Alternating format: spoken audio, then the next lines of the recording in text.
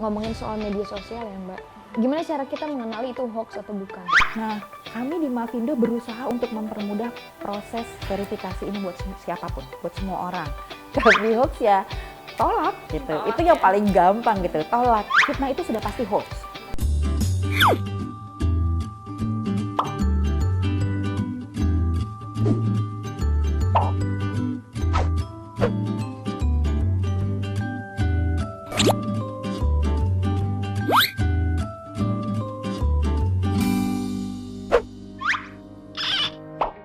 Jangan ngaku asik kalau belum kenal politik. Sobat Medcom kali ini menuju ke kontestasi politik di tahun 2019 ini banyak banget perang hoax, perang-perang kata itu banyak sekali, marak sekali. Untuk itu sekarang kita berkunjung ke kantornya Mavindo ya. Nah di sini aku sudah bersama Mbak Anita Wahid. Terima kasih Mbak udah kita boleh nih nebeng di sini dan grecokin, dan kita mau nanya-nanya langsung soal hoax. Karena ini hoax ini benar-benar hal yang harus diberesin dari anak-anak muda sampai ke yang udah senior-senior juga harus aware ya. Di sini kan yang hoax yang nggak bisa terkontrol itu sebetulnya di media sosial, karena media sosial kan tadi nggak ada editornya, semua orang bisa jadi jurnalis, semua orang bisa jadi yang paling tahu deh istilahnya kayak gitu.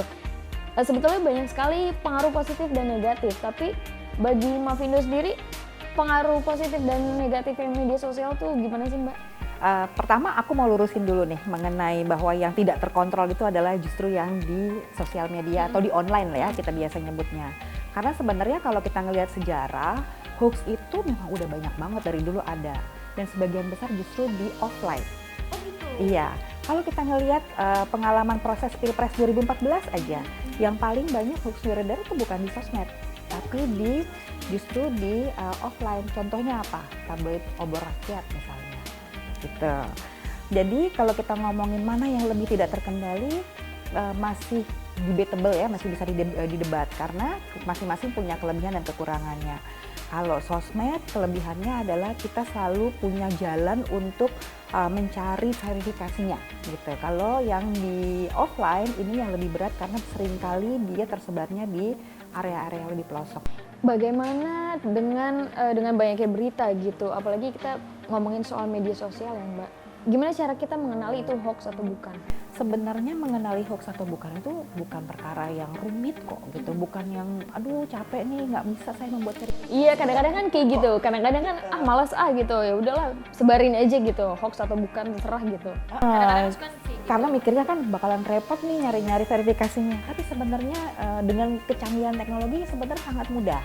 Kita tinggal masuk ke search engine gitu ya, terus masukin keyword mengenai informasi yang kita terima. Biasanya akan keluar tuh banyak sekali berita-berita yang akan dimunculkan di situ.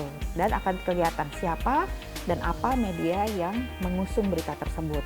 Nah, kami di Mavindo berusaha untuk mempermudah proses verifikasi ini buat siapapun, buat semua orang. Itu sebabnya kami bikin yang namanya ada, kalau di Facebook ada forum anti fitnah, hasut, dan hoax. Itu tempat di mana membernya bisa menanyakan ini hoax apa bukan gitu. Kemudian Bisa langsung interaktif dijawab tuh ya? bisa langsung. Kita dapat sertifikasi dari International Fact Checking Network gitu. Jadi udah jelas lah gitu keahliannya. Untuk lebih mudahnya lagi supaya nggak harus masuk sebagai anggota forum dan segala macam, kami menyediakan website yang namanya turnbackhoax.id. Itu bisa diakses oleh siapapun, isinya juga database. Terus kami juga mudahkan lagi dengan membuat sebuah aplikasi untuk Android. Gitu. Semua orang bisa unduh dan namanya Hoaxbuster Tools. Itu akan mudah sekali buat orang-orang untuk ngecek apakah beritanya hoax atau bukan. Jadi sebenarnya semuanya udah ada gitu. Emang cuma butuh usaha sedikit aja, dan ini dorongannya yang perlu benar-benar kita ingat, datangnya adalah dari saya mau menjaga nih kesehatan dunia maya. Gitu. Yang saya sedang aktif di dalamnya gitu ya. Karena biasanya kan sekarang banyak sekali yang apatis gitu, yang nggak mau baca media tertentu, yang memblokir media tertentu dan kemudian cuma percaya sama grup WhatsApp. Ya. Itu kan sekarang fenomenanya kayak gitu Mbak ya. Jadi gimana nih kita cara menyikapi hoax-hoax kayak gitu? Sebenarnya kalau buat saya simpelnya ya, menyikapi hoax ya tolak gitu. Itu yang paling gampang gitu, tolak. Tapi memang kita kan berhadapan dengan manusia ya gitu. Orang-orang yang menyebarkan hoax itu kan juga adalah orang-orang yang kadang-kadang mereka nggak tahu itu hoax. gitu. Dan kadang-kadang ada orang-orang yang ketika dikasih tahu bahwa itu hoax dia tersinggung. Jadi memang harus ada kombinasi nih antara kemampuan kita memverifikasi sekaligus pendekatan yang tidak menyinggung orang lain sehingga orang lain mau melihat gitu ya fakta dan data. Walaupun memang masih agak sulit gitu. Tapi selain menolak ya tentu saja kalau buat saya yang paling penting sekarang adalah untuk menjaga gimana caranya supaya hoax tidak tersebar. Paling enggak tahan jari aja. Tahan jari untuk nggak nyebarin berita yang masih questionable. Jangan langsung klik. Kalau ngomong-ngomong soal Mavindo sendiri, kenapa sih disebutnya Mavindo gitu, bukan masyarakat anti hoax? Ini mau jawaban bercanda apa jawaban serius? Dua-duanya. Kita mau denger yang bercanda dulu gimana nih? Nah, jadi awalnya adalah masyarakat anti hoax. Kan singkatannya MAHO. Iya juga ya. Mahoax gitu. Jadi kita ganti deh jadi Mavindo. Tapi jadi hoax sama fitnah tuh sama. gini, hoax itu adalah salah satu alat yang paling sering dipergunakan sebagai fitnah, untuk memfitnah.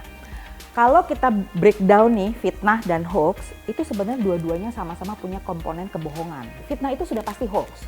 Hoax belum tentu fitnah karena dia bentuknya bisa macam-macam.